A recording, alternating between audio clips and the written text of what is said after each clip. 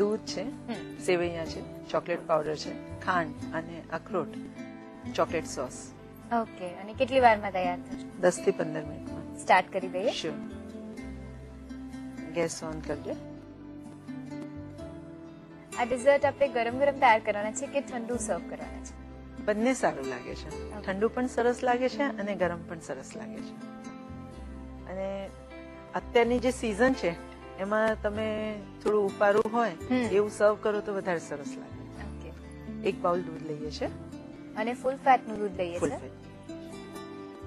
Sweet કરતા હોય એટલે હંમેશા ફૂલ ફેટ નું લેવું. 2 નાના ટુકડા તજના લઈએ છે અને 2 એલચી આગળથી સહેજ ફોલીને લેવાની. તજ અને ઇલાયચી આખા લે છે, પાવડર લઈ શકાય ખરા? ના, આમાં આખાનો જે ફ્લેવર આવે એ થોડું ડિફરન્ટ લાગે. પાવડર થી અંદર મિક્સ થઈ જાય. આ લાઇટ ફ્લેવર લે, પેલું એકદમ સ્ટ્રોંગ થઈ જાય. એટલે એકદમ માઇલ્ડ ફ્લેવર જ લાવવાની છે આપણે. દૂધની સાથે 2 થી 3 ચમચી ખાંડ લઈએ છીએ.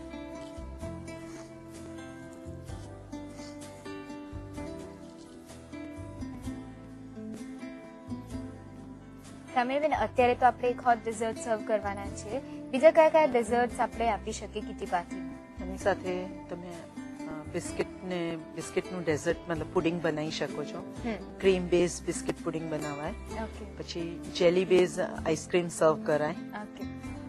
પછી brownie, hot brownie, sizzling brownie બધી રીતે સર્વ કરી શકાય.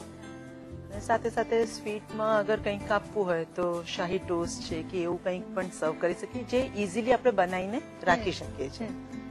એવા કોઈ બી ડેઝર્ટ લેવાય. કેમ કે નોર્મલી બાઉલમાં સર્વિંગ તો આપણે કરતા જ હોય કે હોટ ડેઝર્ટ હોય કે આઈસ્ક્રીમ હોય, જેલી હોય એ સર્વ કરતા. પણ અગર પીસીસમાં જ સર્વ કરવું હોય કે પ્લેટમાં જ એક જ વાર સર્વિંગ કરી દેવું છે કે એટલો સમય નથી કે ફ્રીઝમાં બધી વસ્તુ સ્ટોર કરવાની હોય, મેમ્બર્સ વધારે હોય, તો તમે આ રીતે શાહી ટોસ્ટ છે કે કોઈ માવાની મીઠાઈ છે એ પણ હવે સર્વ કરાય. શિયાળો હોય તો ગાજરનો હલવો પણ સર્વ કરાય. ગરમ ગરમ ખૂબ જ સરસ લાગતો હોય છે. એટલે સીઝન પ્રમાણે આપણે પાર્ટીની અંદરની જે ડિશિસ લેવાના છે એ પણ આપણે પ્લાન કરી શકીએ. હા, એ પ્લાનિંગ કર્યું હોય એ પ્રમાણે કોઈ પણ ડેઝર્ટ તમે સર્વ કરી શકો છો. દૂધ ઉકળ્યું ત્યારે એની અંદર સેવૈયા છે એ 1 બાઉલ જેટલી લઈએ છીએ.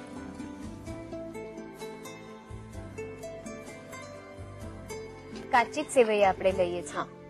અને ઘઉંની લે છે કે મેંદાની? અત્યારે મેંદાની લીધી છે, ઘઉંની પણ લઈ શકાય. સેવૈયાને શેકીને લઈ શકાય? બેઝિકલી મારા ઘરે બધી વસ્તુ હું શેકીને રાખતી હોઉં છું અથવા તડકે તપાઈને રાખી શકાય. અને અત્યારે એટલું ઇઝી થઈ ગયું છે કે માઇક્રોવેવ હોય તો હાઈ ટેમ્પરેચર પર 2 મિનિટ એને શેકીને પછી તમે ડબ્બામાં સ્ટોર કરો તો બગડવાનો બી ભય નથી રહેતો. ખીર ને બધું કરતા હોય ત્યારે ઘીમાં શેકીને લેવાની.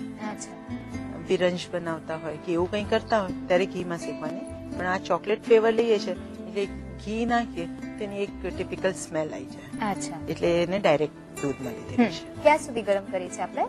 સેવૈયા ચડી જાય અને એકદમ દૂધ એબ્સોર્બ કરી લે.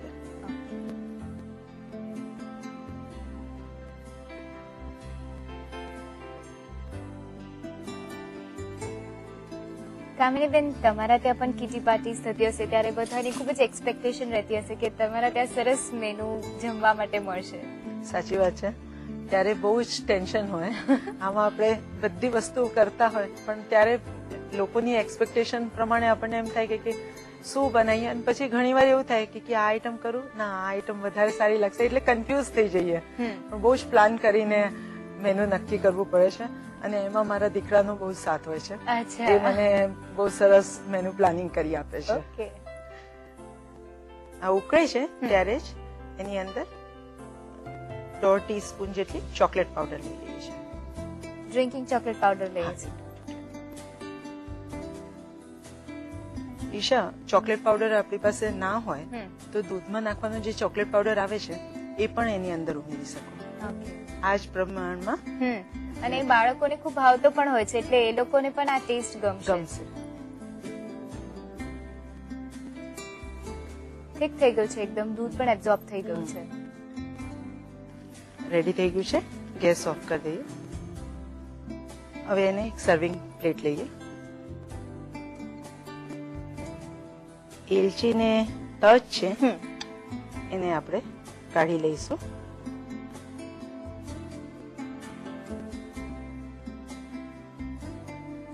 ખરેખર જોયા પછી તો એવું લાગે છે કે સાચે જ ફક્ત 10 જ મિનિટનું કામ છે ડિઝર્ટ બનાવવું. નહીં તો યુઝ્યુઅલી ડિઝર્ટ આર કે બહુ જ અઘરી વસ્તુ કહેવાય અને ટાઈમ કન્ઝ્યુમિંગ કહેવાય કે ખૂબ બધો ટાઈમ તમારો ડિઝર્ટ બનાવવામાં જતો રહેતો હોય છે. અને આ એવી વસ્તુ છે કે ઘરમાં જ બધી વસ્તુ આપણને મળી રહે. અંદર દૂધ તો પ્લેન જ લીધું છે, એને વધારે ઉકાળ્યું નથી કે રબડી જેવું કર્યું નથી. ઉપરથી આમાં સર્વિંગમાં કન્ડેન્સ મિલ્ક લઈએ છીએ 1 થી 1.5 ચમચી જેટલું. હવે ઈશા એની ઉપર ચોકલેટ બિસ્કિટ લઈએ છીએ. ક્રીમ બેઝ જ લેવાની.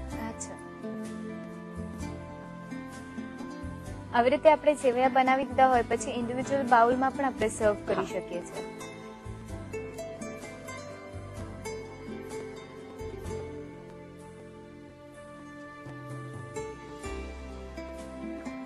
બિસ્કિટ પછી વોલનટ લઈએ છીએ.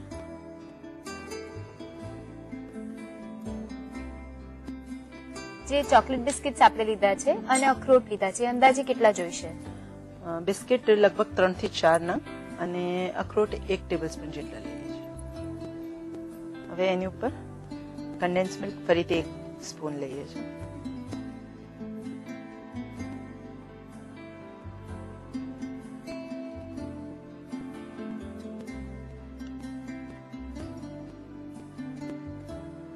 અને લાસ્ટમાં ચોકલેટ સોસ. આ તમે તૈયાર કર્યો છે કે જે મળે છે યુઝ્યુઅલી રેડીમેડ એ છે? મેં ડાર્ક ચોકલેટને મેલ્ટ કરીને જ કરેલું છે. એને ડાર્ક ચોકલેટની સાથે થોડું ક્રીમ એડ કર્યું છે અને ડબલ બોઇલરમાં બોઇલ કરી લીધું છે. એ લીધું છે.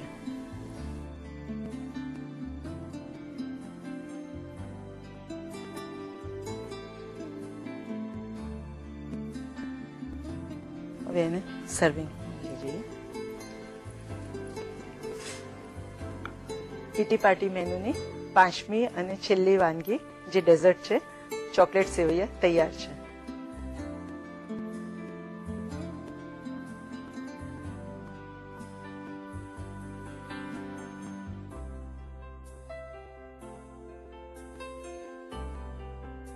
આખું મેનુ જોયા બાદ તમને એવું લાગે છે ને કે જો તમારા ઘરે કિટી પાર્ટી હોય અને આ મેનુ પ્લાન કરો તો તમારો વટ પડી જશે? ભાઈ ડિઝર્ટ પણ એવું છે. લખોરી ચોકલેટ સેવૈયા બનાવવા માટે જોઈશે દૂધ 200 મિલીલીટર, તજ 2 ટુકડા, એલચી 2 નંગ, ખાંડ 2 થી 3 teaspoon, sevaiyan 1 bowl, drinking chocolate powder 1/2 teaspoon, condense milk 1 થી 1/2 ટીસ્પૂન, ચોકલેટ બિસ્કિટ 3 થી 4 નંગ, અખરોટ 1 ટેબલસ્પૂન, ચોકલેટ સોસ જરૂર મુજબ, ગાર્નિશિંગ માટે ચોકલેટ સોસ.